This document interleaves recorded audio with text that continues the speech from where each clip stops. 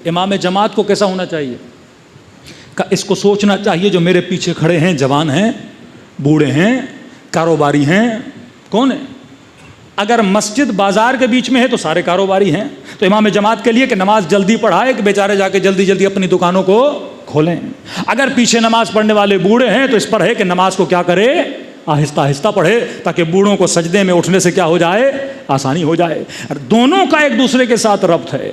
امام جماعت مأمومین کا خیال رکھے گا، پیچھے کھڑے ہوئے افراد پھر امام جماعت کا بھی خیال رکھیں گے۔ اگر امام جماعت خطا کرے گا، بتائے گا کون؟ اس نے غلطی سے نماز عشاء کی تیسری رکعت میں تشہد پڑھنا شروع کر دیا، پیچھے سے آواز آئے گی بحول اللہ بحول اللہ، کھڑے ہونے کا ٹائم ہے، آپ غلط پڑھ رہے ہیں۔ مطلب یہاں پہ جہاں پہ یہ غلطی کرے گا، نوک جھونک کرے گا، تو پیچھے والی قوم اسے بتائے گی۔ یہ رابطہ تھا امام کا اور امام جماعت کا۔ وہ سوسائٹی کبھی کامیاب ہو نہیں سکتی جس کے اندر ایک رہبر اور ایک امام پایا جائے۔ کسی اندازے کے مطابق پاکستان میں بولا جاتا ہے کہ 30% شیعہ ہیں۔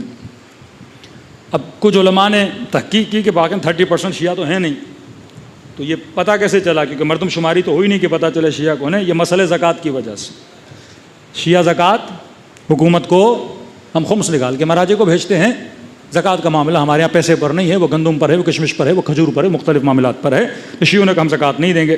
اب ہوا یہ کہ بینک کے اندر جو فارم جمع ہوتے ہیں وہاں سے انہوں نے اندازہ لگا شیعہ کتنے ہیں۔ ہر آدمی کا کیا ہے؟ بینک اکاؤنٹ ہے۔ زکوٰۃ کا ٹائم آتا ہے، کہتے ہیں فارم میں ایڈ کرو، ایک خاص فارم آتا ہے کہ جناب میں کون ہوں؟ میں شیعہ ہوں۔ اب یہ 30% کیسے گئے؟ کیونکہ 6-7% پھر وہ ہمارے بھائی اہل سنت ہیں جو نہیں دینا چاہتے، وہ کہتے ہیں فارم جمع کرا دو کہ ہم بھی کیا ہیں؟ شیعہ ہیں، تو اس میں آپ کا پرسنٹیج کیا ہو گیا؟ بڑھ گیا۔ اب اگر 30 بھی نہ لیں، 15 بھی نہ لیں، ہم 20 لے لیتے ہیں، 20% شیعہ ہیں۔ ڈیموکریسی کے سسٹم میں ہونا یہ چاہیے کہ جس ملک میں 20% شیعہ ہیں تو اس کی قومی اسمبلی میں 20% شیعوں کی نمائندگی ہونی چاہیے۔ اگر 160 150 MP یا MNA ہیں تو اس میں سے 20%، اگر آبادی کا 20% ریشو شیعہ ہے، اسی طرح جو سنیوں کا ریشو ہے، اسی طرح ہندوؤں کا ریشو ہے، اسی طرح کرسچنز کا ریشو ہے، وہ نمائندگی پارلیمنٹ میں کیا ہونی چاہیے؟ ہونی چاہیے۔ لیکن آج پوچھیے اپنی قوم سے کتنے % پارلیمنٹ میں آپ کے افراد ہیں؟ ہاں، خیرات میں 1-2 سیٹیں ملنا اور ہے، یہ 20% سیٹیں جیت کے پارلیمنٹ میں جانا اور ہے۔ کیوں نہیں ہے پارلیمنٹ میں؟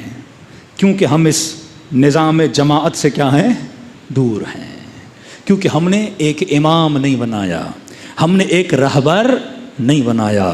شیعہ نیٹ ورک بغیر رہبر کے چل نہیں سکتا۔ آغا خانی کامیاب ہے کیونکہ ان کا رہبر ایک ہے۔ جن قوموں کا رہبر ایک ہوتا ہے وہ قومیں کامیاب ہو جاتی ہیں۔ آج ایران کی کامیابیاں تھوڑی بہت دشمن کے سامنے آپ کو نظر آ رہی ہیں، اس کی وجہ صرف یہ کہ اس قوم نے ایک بندے کو اپنا رہبر بنایا ہے۔ جس دن یہ رہبریت چلی گئی، اتنا زور کہ ٹرمپ بھی ٹویٹ کر رہا ہے کہ ہمیں جگہ کا پتہ ہے، ہم اٹیک کر سکتے ہیں۔ نیتن یاہو بھی بول رہا ہے ہمیں جگہ کا پتہ ہے، ہم اٹیک کر سکتے ہیں۔ اتنا زور کیوں ہے کہ رہبر کو مارا جائے؟ ان کو پتہ ہے اگر شیعہ معاشرے سے رہبریت چلی گئی پھر شیعہ کتنی بھی تعداد میں ہو ان کا کوئی فائدہ نہیں ہے۔ آذربائیجان more than 85% شیعہ ہے، لیکن وہاں کی نسلوں کا حال دیکھیے، شراب بھی ہے، اوریانی بھی ہے، فحاشی بھی ہے، سیم اسی طرح ہیں جس طرح ترکی کے مسلمان ہیں۔ کلمہ کسی کو نہیں آتا، 12 اماموں کے نام کسی کو نہیں آتے، معصومین کی تعلیمات نہیں ہے، کیونکہ وہ جماعت سے بھی دور ہیں، وہ مسجد سے بھی دور ہیں، اور انہوں نے اپنے معاشرے میں ایک مذہبی لیڈرشپ کو قائم